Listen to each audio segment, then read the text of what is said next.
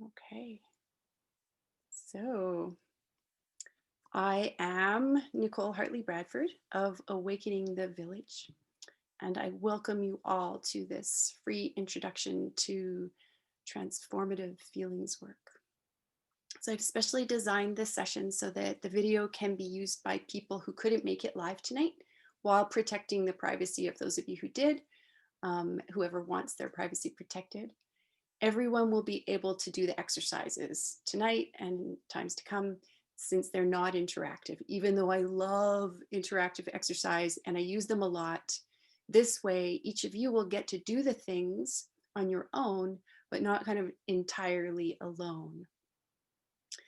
This introductory session is designed to be a new beginning to feelings work. No matter how long ago you last really gave attention to your feelings or how deep in you are into feelings work, tonight can be a kind of new start and also a kind of assessing point as part of your journey in this expansive process of becoming an ever more responsible and articulate and communicative feeler. This work is about becoming less numb, and it's about becoming less deaf and blind to the things that have happened and are happening in the world. Things that happened that we did not and don't like, things that happen around us, things that happen to us, inside us, and because of us. It's also about becoming less numb and blind to the sublime and exquisite beauty and wonder of the world and of ourselves and of each other. It's about reducing emotional numbness while also reducing harmful emotional outbursts. Subtle numbness can do damage by polluting and poisoning slowly, while outbursts, as you may or may not be aware, happen more quickly, like bullets or bombs. It's about dealing with and reducing what I'm going to call mindfuckery, like when pent up or sudden feelings give rise to thoughts like, that person doesn't care, or that person doesn't care, or that person isn't safe, or that person isn't safe, or I have no choice but to hurt or hate that person, or that situation, or this life, even. It's about being more often able to see that that person is human and might be protecting themselves unconsciously from their own unconscious, semi-conscious feelings, beliefs. They might be believing that they have to protect themselves or someone else against maybe me or maybe you. It's also about realizing that maybe what I'm protecting myself from is more a part of me or something that happened in the past than someone or something that's happening now, because I just don't yet know how else to comport myself while I'm having these deep down big feelings that I'm having. It's about learning to work with our feelings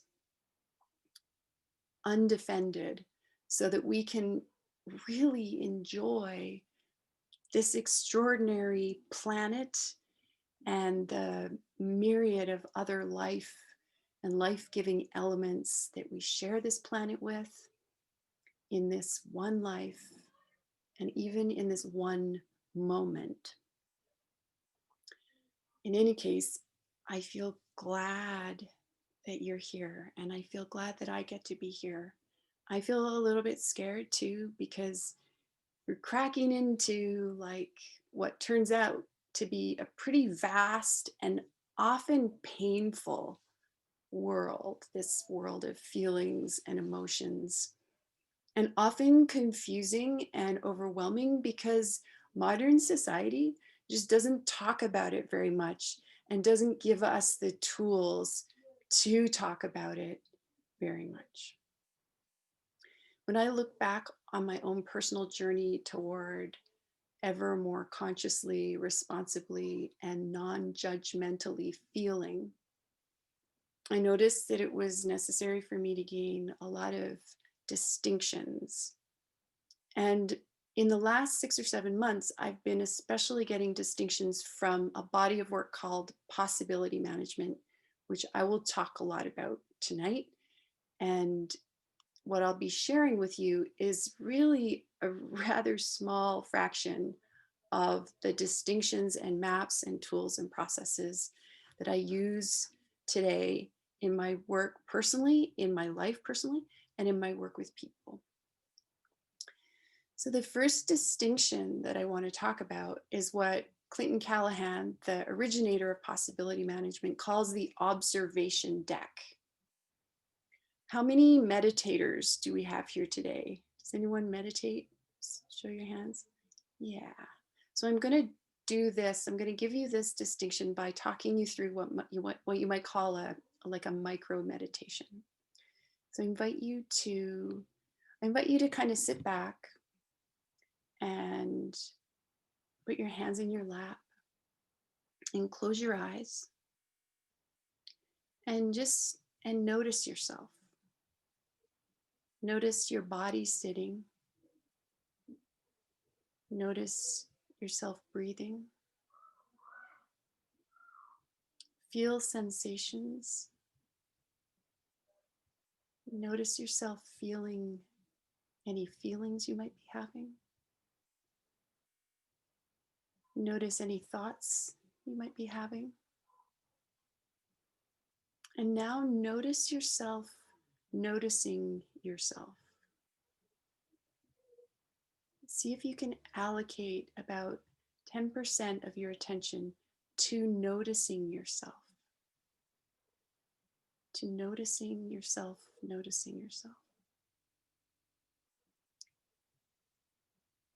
And my invitation to you is that as we continue to keep that 10% of your attention on non-judgmentally watching, see if you can catch yourself, if you let it go and reestablish it. Now opening your eyes while staying with the observing. And staying with it while we talk about a map. So this map that we're going to talk about first touches on a lot of distinctions. And if you could each draw this out on one of your pages. This is the map of 4 feelings, and you'll notice that there's a line there. We're going to add another word, and so we're going to work with this as a written exercise. So you'll see that this map has 4 squares, and it names 4 feelings only: anger, sadness, fear, and joy. Of course, there are lots of feelings, right? What I've clarified through my own experiments and what the possibility management world has kind of come to is this map of 4 primary feelings. What I've noticed and what we've noticed in possibility management is that the vast number of other feelings that we experience can all be broken down into the 4 primary feelings. Just like colors can be mixed, the primary colors can be mixed into all the other possible colors. As well, I found that often our judgments can mix with our feelings.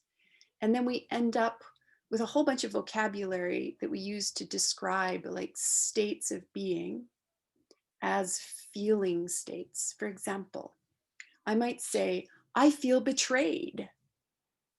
And when I examine that more closely, I might find that what I feel is some anger, some sadness, some fear, maybe even a little joy. And I'll find that I'm experiencing myself and judging myself to be a bit of a victim, that there's a perpetrator, and that maybe the person who I'm saying I feel betrayed to, even if it's myself, I'm kind of wanting them to agree with me, or maybe even rescue me, or like be on my side. So this is just a little example of how we can break down the language we use when we're talking about feelings, and kind of see finer parts to it, and understand more clearly and distinctly what might be happening. And this is one of the big kind of essential parts of feelings work. And when I'm using my neutral observer, how's everyone doing with that? You got it going on? When I'm using my neutral observer, I can make distinctions more clearly between thoughts and feelings, and what feelings are being mixed, because I'm less likely to be hooked into reactivity and ideas of right and wrong, or good or bad. It's a lot, isn't it? There's a lot kind of going on that I'm describing there. And don't worry if some of this is going in one ear and out the other, because it can take some time to, again, get all this, because again, modern culture doesn't talk about it. Not much anyway. And you can always rewatch this video and get it again. You can join in the 3-part series that I have coming up, or you can, go out into the world and find other possibilities for continuing in feelings work. But for now, we're going to continue working with this map. So I'm hoping you each have it drawn out by now. And we're going to fill in these squares with a version of the map where in this line, you're going to write the word old, so that this says the old map of 4 feelings.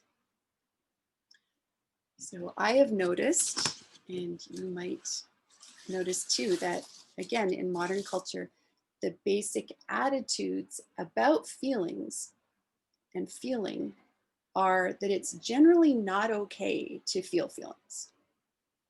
At very least, it is only okay to feel certain feelings in certain circumstances, in certain times, and in certain places. Has anyone noticed that about feelings in the world? Yeah. So I'm going to set a 2-minute timer, and I invite you during this time to write down in the 4 boxes notes about what you notice modern culture says about each of the 4 primary feelings. What does modern culture say that anger means, or sadness and fear and joy? What does modern culture believe about feelings? 2 minutes, go.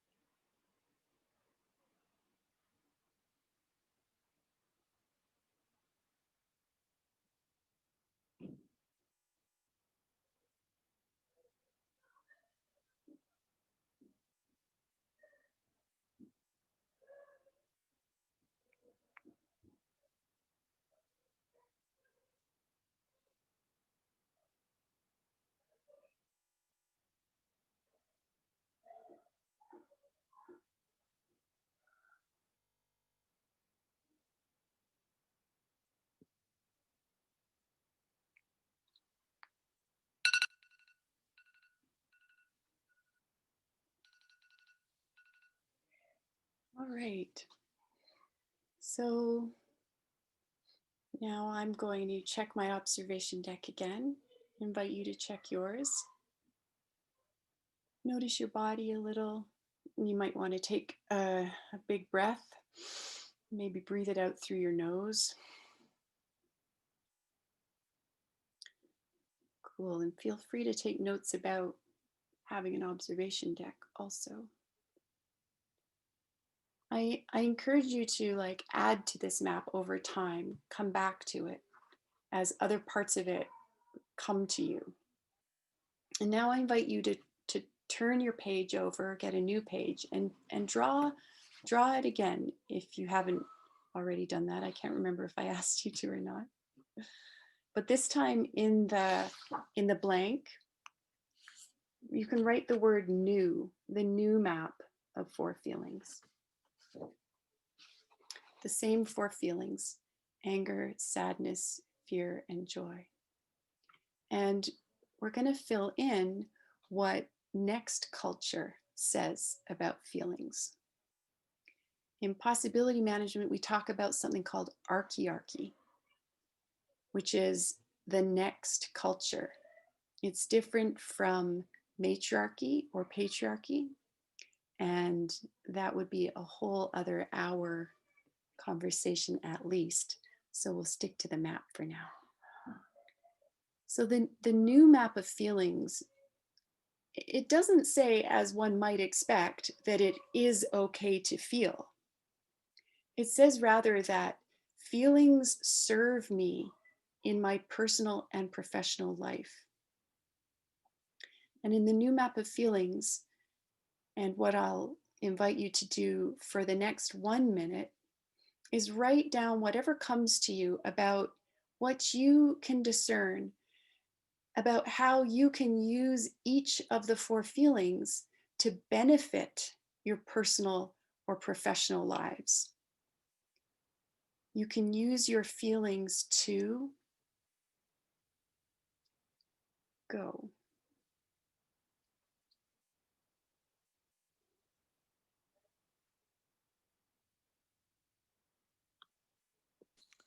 Sorry, just to double check, is that the 4 again, the same 4? It is, yeah. Anger, sadness? Thank you.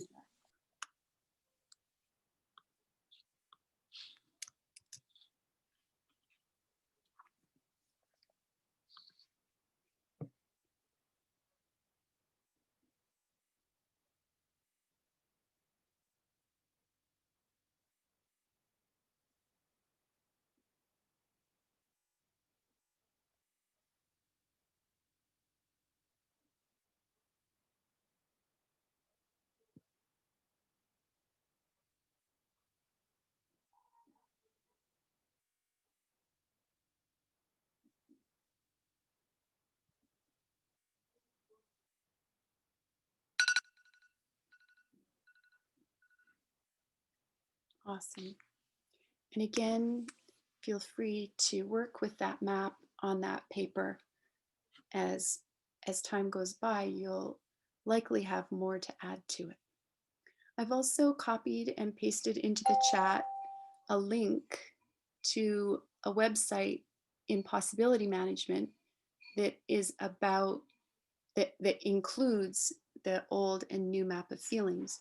It also goes into a lot more distinctions than we're going to be talking about today, some of which we will cover in the 3-part series. And yeah, again, we are really just scratching the surface today when it comes to feelings work, which is all about using the power of our feelings consciously to heal things and to handle things responsibly. So the next thing we're going to do is I'm going to give you a minute to write about this question.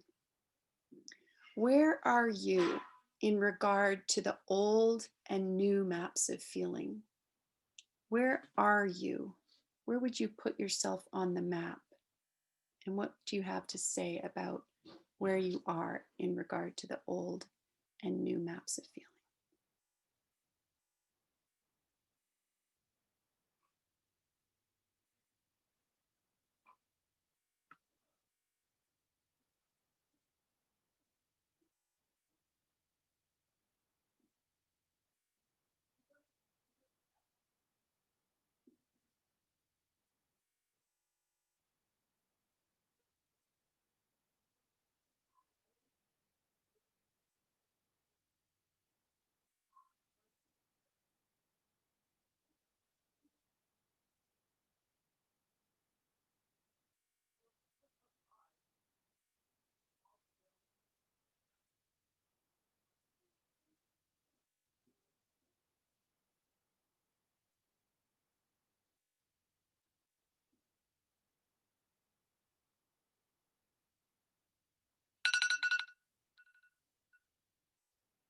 Awesome.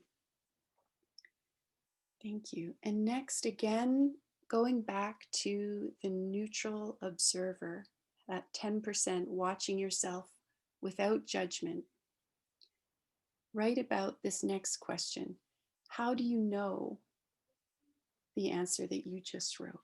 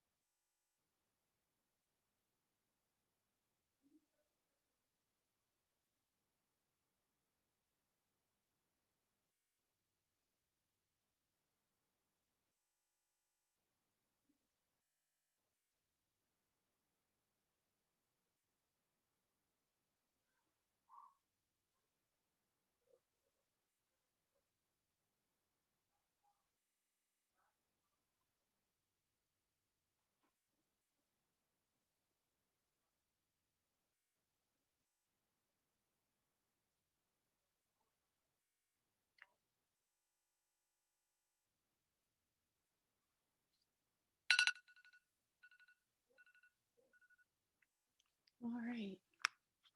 Thank you.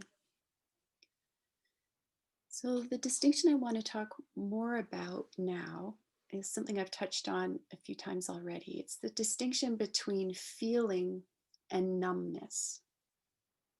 In possibility management, we talk about the numbness bar as a kind of dial setting or a kind of numbness level measurer.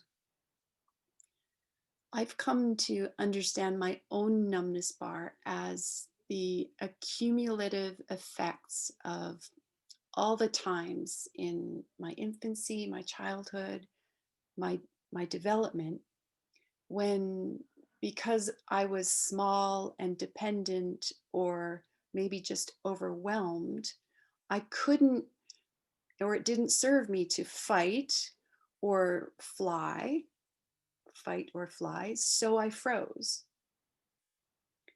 Often I couldn't have my anger. Most often my anger was met with like a stronger force of anger. And I was disciplined into swallowing my anger and eventually maybe into denying it. Well, I know it was, and masking it even with a smile. I could maybe more often express my sadness, especially because I'm female, but it was also often kind of curtailed or cut short by distracting or soothing or some kind of other hurrying it to an end. When I felt fear, my fear was often dismissed or downplayed. The causes of it were even sometimes denied. Sometimes I was like rescued from it and again had the fear expression cut short. I was rarely empowered to face my fears, hear what my fear was telling me, and kind of head on through with new understanding or experiments or tools. Even my joy, I could rarely feel my joy overtly without being shut down by for fear that I was becoming maybe prideful or because I was demanding too much attention. Does anyone relate to any of that? Yeah, thank you. So as time passed and these feelings kind of froze one upon the other, they became habitual patterns. And I sub and semi-consciously continued to choose to swallow or minimize, hide, ignore my feelings, and certainly my overt expression of them. And my numbness bar rose. So, what I'd like to invite you to do is another writing piece where you write about what you would say about where you're at in regard to your numbness bar.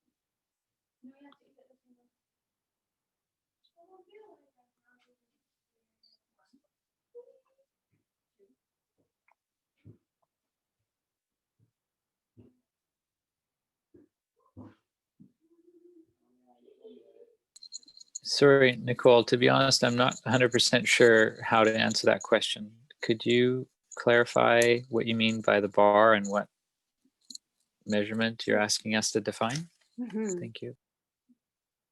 So, insofar as you may relate to what I shared about how through our developmental years, because society is so infused with the old map of feelings, that often our caregivers, our friends, our partners react in ways that cause us to swallow or numb our feelings.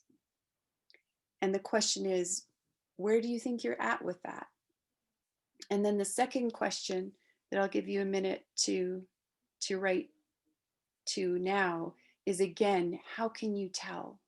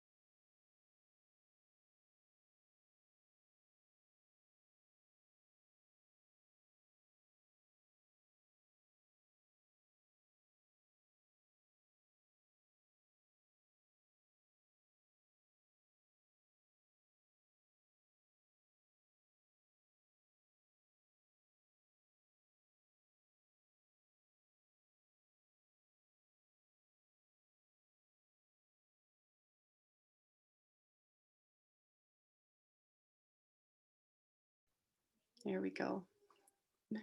The next piece we're going to do might add to what you might have to say about your own numbness bar and how you can tell. I am going to demonstrate one of the ways that I've been experimenting with lowering my numbness bar.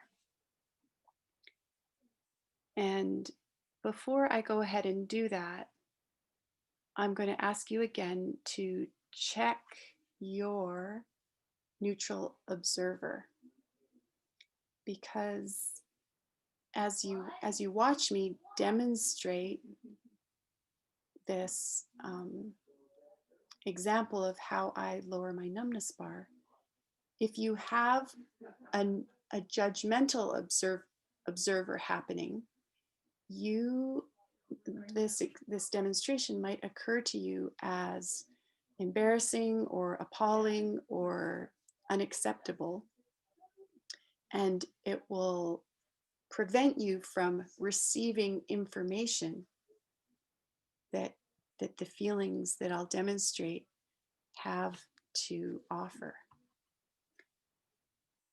So again, before I demonstrate, I'm going to talk a little bit more about why I do these kinds of practices. The bottom line is that I feel scared. I feel scared of my numbness, because what I've learned about what happens with me during when numbness is happening, I let things slide. I, something might happen and I feel anger because a boundary's crossed, but I don't say anything because my numbness bar isn't really letting me register the healthy anger and the information it's bringing me until a lot has happened to the point where my numbness bar is now not in effect. And I'm suddenly feeling whatever percentage of anger it takes to get over my numbness bar. So when that happens, I let things rip. I'm not in control. My feelings are controlling me. I burn bridges. I hurt people. I hurt myself. The old map of feelings doesn't serve my personal and professional purposes. So I have started to use this fear consciously to lower my numbness bar by choosing to do this kind of thing, as well as other experiments. So I'm going to demonstrate 30 seconds of rage.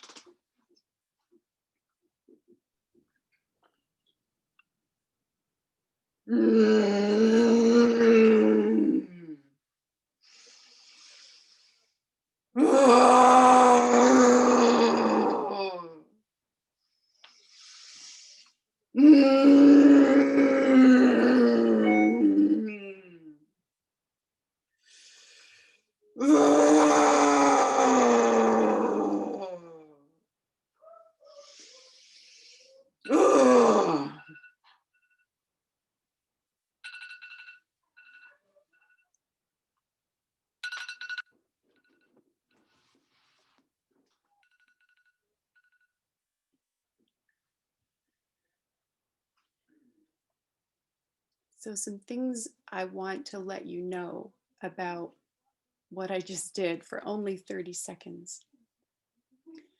While I'm practicing anger and feeling anger, it's different than being angry. Like I said, my anger is not bigger than me. I am bigger than my anger. And that's one of the things that practicing conscious anger and other feelings helps me really get in my body, in my experience. So it's not just a thought, it's not just a hypothesis. I'm also not directing my anger at anyone, though I admit, be feeling angry about something that someone did or said or didn't do or didn't say. I'm feeling my anger as mine, as a response to what there is to be angry about. And there's a lot to be angry about. I'm in charge of it. I'm having it. It's not having me. Practicing with anger in particular, I find is very cathartic. And that's helpful because it gives me a way to express my anger and kind of burn it off when I'm having stuck feelings or when I am kind of not knowing what else to do. I had an experience recently where a lot of anger came up and I was physically shaking. And I did, I think, 3 minutes of anger and the shaking went away. These practices also have prepared me for what we call in possibility management emotional healing processes, which use old emotions from the past for healing and creating possibilities for new ways of comporting ourselves, behaving, not behaving, speaking, and stopping ourselves from saying things. So that was 30 seconds of anger. Possibility management and the other feelings work I do is full of other experiments that help us to feel, get to know our anger, sadness, fear, and joy. We'll do lots of experimenting in my 3-part series that begins next Monday. And I'll say a little bit more about that now. So the 3-part series begins next Monday, November 16th, at the same time as this call began, 6 p.m. Mountain Time. But the sessions will go for 2 hours rather than 45 minutes. And the cost to register is $50 to $80 per person. And if you have any more questions about that, let me know. I want to give you all a chance to feel anger. How do you feel about that? Maybe a little scared? I saw some thumbs up. That's the spirit. If you do feel a little scared or like, that's fear about that, that's okay. That is so understandable because we've mostly been in the old map of feelings. And I just realized I've already gone over time. Is everyone okay with about 10 more minutes? If you're not, you could watch the rest of it on video. Awesome. Okay. I wonder where I got so extra. In any case, I'll set the timer for 35 seconds. That's 5 more seconds than I did, because I want to give you a chance to kind of let it come. And remember that we work with 3 minutes and 5 minutes and sometimes 10 minutes of feeling, trying to get up to 100% of what's possible for us to feel. So, has everyone got their towel? You can, if you want, use it to muffle your sounds like this. You might take this next little minute just to call out to anyone within earshot. I'm going to sound really scary for a few minutes, but it's okay. It's an experiment.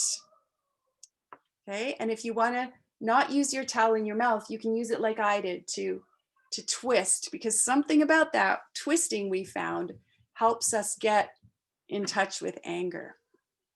Are you ready? If you really want to go for it, you can stand up. Thank you, Nicole, but I have to leave. Thanks. Okay, I'll see you soon. And Yep, thanks. awesome. And in 3, 2, 1, go for it.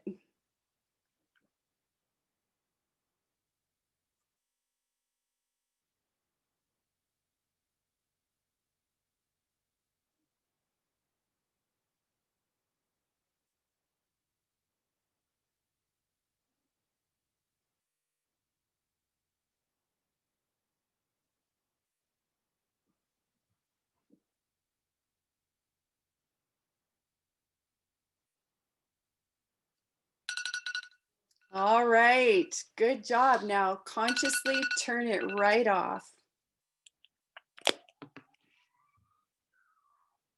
Way to go. And if you just went up, if it was little, no problem.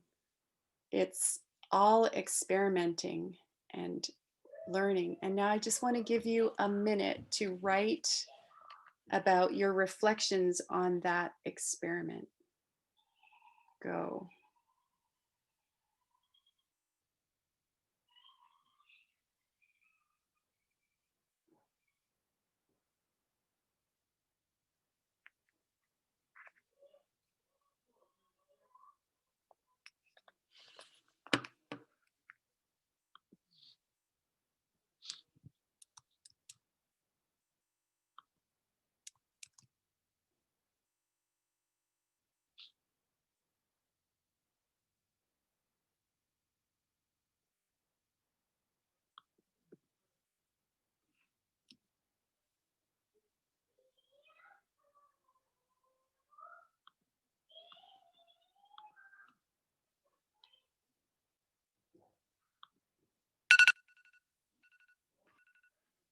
right.